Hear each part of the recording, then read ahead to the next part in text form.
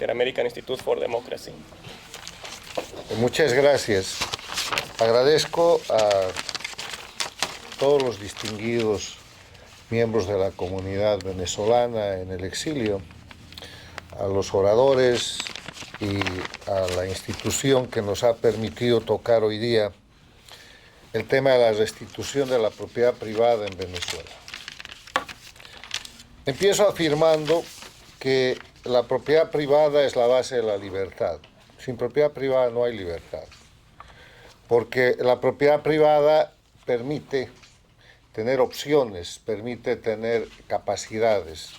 Si ustedes recuerdan la definición de propiedad privada, la propiedad se define como el poder legal y directo que tiene una persona sobre un bien que le permite usar, disfrutar y disponer de ese bien.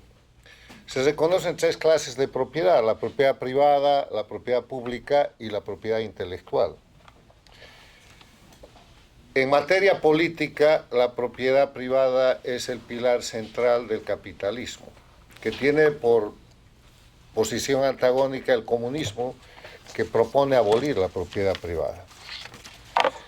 En ese escenario, si, como afirmo, la propiedad privada es la base de la libertad, vale la pena recordar lo que es la libertad.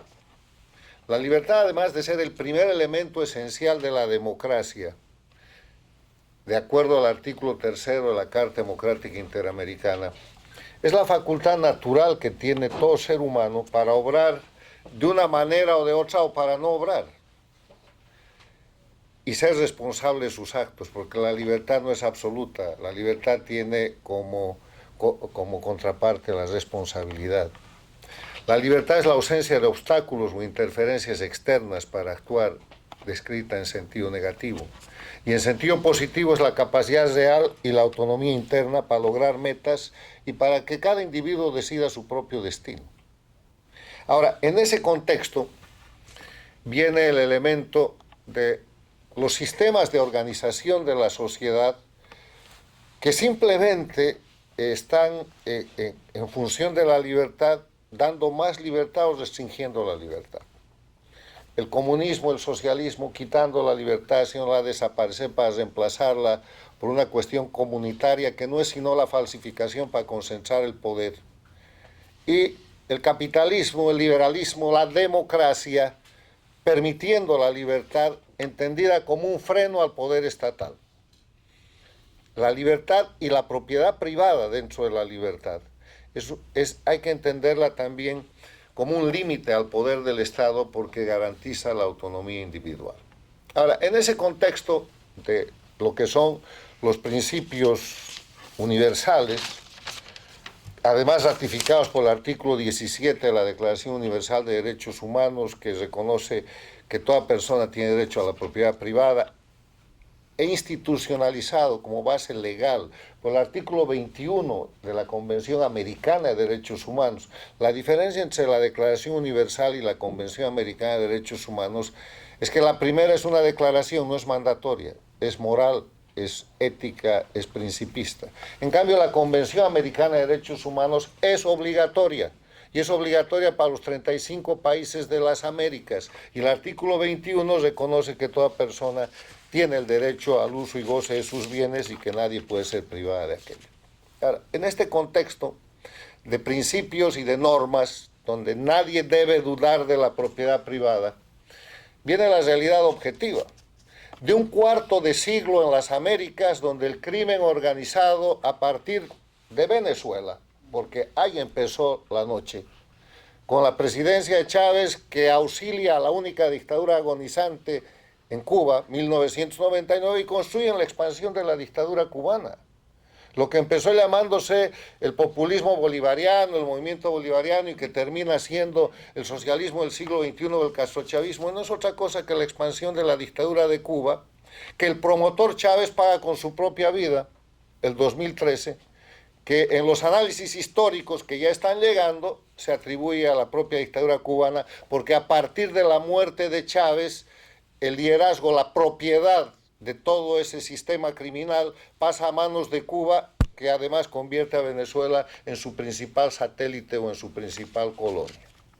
que se ha quebrado con la operación del 3 de enero de este año hecha por Estados Unidos, que marca un punto de quiebre, marca la ruptura del sistema criminal del denominado socialismo del siglo XXI, pero que no marca la terminación de la dictadura en Venezuela, que es un proceso que está en curso, pero que es un proceso largo, es un proceso difícil, porque además importa el desmontaje del principal centro narcoterrorista de la región.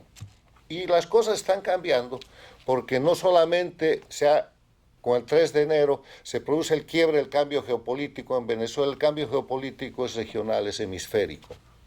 Desde que se produce ese cambio el año pasado, los satélites del socialismo del siglo XXI no han vuelto a ganar una elección. Han perdido la elección en Chile, han perdido la elección en Honduras, en Guatemala, la acaban de perder en Colombia, la van a perder en el Brasil. Han salido del escenario hemisférico potencias dictaduras intervencionistas como la de Irán, como la de China, como la de Rusia. La dictadura de Cuba, que es la dictadura jefe, está bajo ultimátum y una situación de acotamiento, jugando a ganar tiempo, mientras toda la región y el mundo espera el final de esa dictadura. Y en Venezuela estamos viendo un proceso en el cual el pueblo se esfuerza para que la tutela que ejerce Estados Unidos contra esta dictadura de transición sea mucho más efectiva y sea mucho más rápida. Entonces, en ese escenario de la realidad objetiva, hablar de restitución de la propiedad privada en Venezuela es importantísimo. Y yo quiero simplemente concluir con 3 recomendaciones. Primero, deben ustedes poner el tema de la restitución de la propiedad privada en la agenda de transición. Y cuando digo ustedes, todos los que están con María Corina y los que no están, los que fueron funcionales a la dictadura y los que no fueron, las víctimas directas y las indirectas, todos. Porque restituir la propiedad privada en Venezuela es devolver la riqueza al pueblo. Y no me digan con qué van a pagar. Van a pagar con la plata de Venezuela, porque tienen que priorizar este pago por delante de cualquier otro cumplimiento. Dejen de pagarle a los chinos, dejen de pagarle a los rusos, dejen de atender las cuentas de la deuda externa fabulosa que ha tomado el sistema dictatorial y criminal narcoterrorista y páguenle al pueblo, devuélvanle sus cosas, indemnícenlo, porque eso en Venezuela va a volver a generar riqueza. Se trata de restaurar el aparato de producción, de confianza y de libertad de Venezuela. Pongan esto en la agenda de transición como un tema central, pero además de poner en agenda, traten de formular una propuesta. El propósito del Inter-American Institute for Democracy, porque somos un think tank, es crear ideas. Ahí está la idea. Pero ahora necesitan hacer un trabajo. Necesitan que esto de la restauración, de la restitución, de la devolución, del restablecimiento de la propiedad privada que ha sido asaltada, usurpada por todos los mecanismos que ustedes han señalado, sea objeto de un plan nacional prioritario.